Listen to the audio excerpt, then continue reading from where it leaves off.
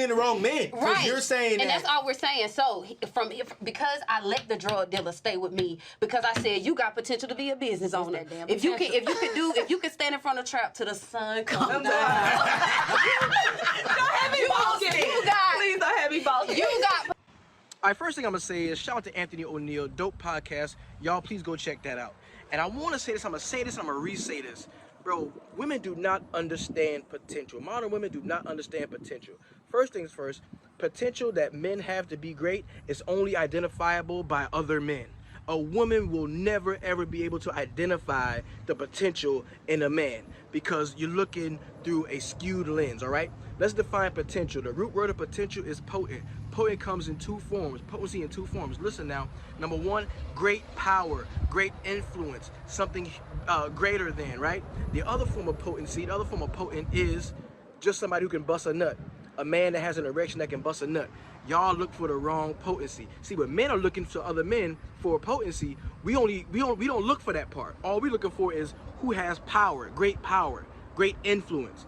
Women, y'all can get blinded by the erection, and that's what happens to a lot of them.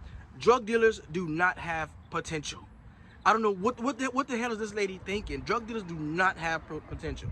That's not a thing. Assault, theft, fraud, DUI, breaking and entering, solicitation, armed robbery, shoplifting, aggravated assault on a police officer, and more. This is such a funny question because honestly, like, women go out so that they can be hit on. Oh, women are so mad I just said that. Like, get a life, Margaret. We're all doing it for that reason. And just say anything and we'll be so happy. You think a woman finna sit there with you forever making $15 an hour? She'll build with you if you're working on something. But I'm telling you that love is gonna run thin. From what I've seen with women, at some point, hypergamy kicks in. Now, do you have different personalities and all that type of stuff? Absolutely. Mm-hmm. But from my life experiences, at some point, hypergamy always comes in. And a lot of guys don't want to face that fact.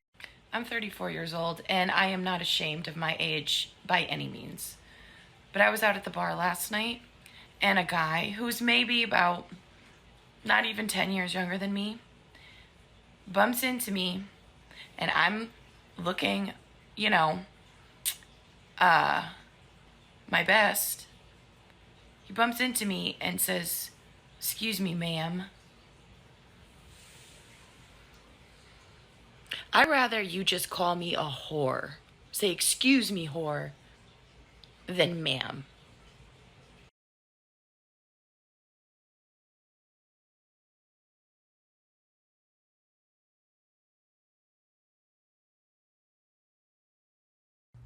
I'm back from the date. And despite saying I wasn't broken from all the bad experiences of dating, I feel like I got a pretty big crack today. Date went fine, conversation was fine, and then hold on, I gotta figure out how I'm gonna explain this. It's been like 2 hours and 15 minutes. I've had a few drinks, don't need to have any more, gotta drive home, whatever. Also, it's like 5 o'clock. So I leave, we're ending the date, and I get out of my bar chair and he motions for me to walk in front of him. I do. He sticks his foot in between my feet so that my foot catches and I stumble and almost fall. He did it on purpose.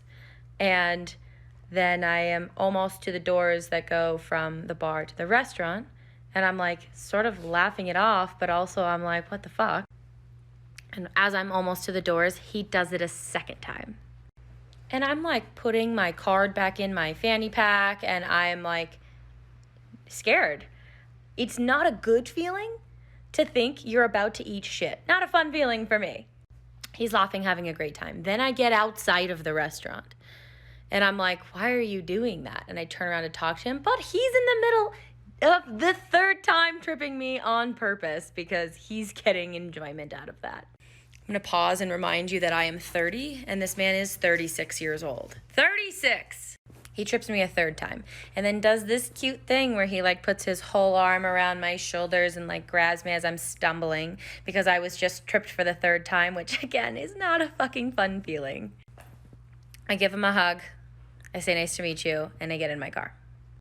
I know that he had a lot of fun on this date because the conversation was good. And a couple of times he had said, oh, if we hang out again, like, we're talking about other things that we have in common that we can do again together. And he says, if we do hang out again, which I hope we do, by the way, because I'm having a good time. That happened a few times. I know that he's into me. I get home raging because that's not a good feeling. And I also cried a little because it is so frustrating. Like, what just happened to me? I get home and there's a text message that says, that was really fun. I say, it was, ! Until you tripped me 3 times, which made me uncomfortable. To which he says, sorry, I am a boy at heart, and the hair-pulling flirtation is hard to avoid. Asterisk, new text, won't happen again. Asterisk, make plans with me. He's mean to you because he likes you. That's not how we date now. You just respect people. So I am shook. I don't know if I'll ever go on another date again. Being a good woman has literally gotten me nowhere, but I don't have it in me to go be in the streets. So if you need me, I'll be at work or sleeping or at the gym. If you like me and you think you want to date me, please leave me alone. I don't feel like crying anymore.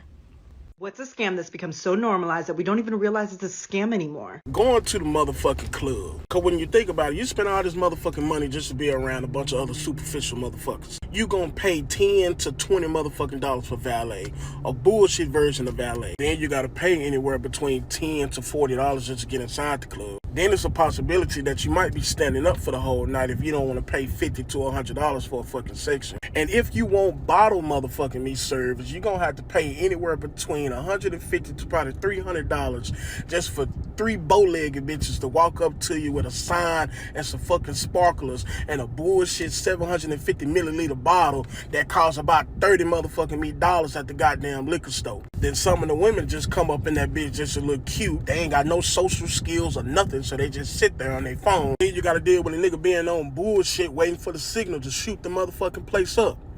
That's why I stay my motherfucking ass at home. You're single still, right? Yeah. How you like it? It's amazing. And as you get older, too, it's even better. Yeah. Because now you're even more set in your ways.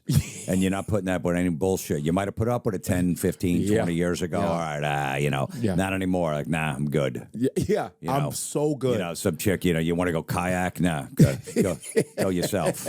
Have fun. If you drown, I'll get in contact with your family. 20 years ago, I'd be, let me fucking tie one to the roof and go fucking kayak. Yeah, I'm good now. My testosterone's under 400. I'm not putting up with your bullshit anymore. I'm good. Go paint the garage yourself. I'll give you pussy if you go paint the garage. Nah, I'm good. I didn't even know we had a garage. I've been on the couch for the last 3 years. My secret is my boyfriend killed himself in high school because of me.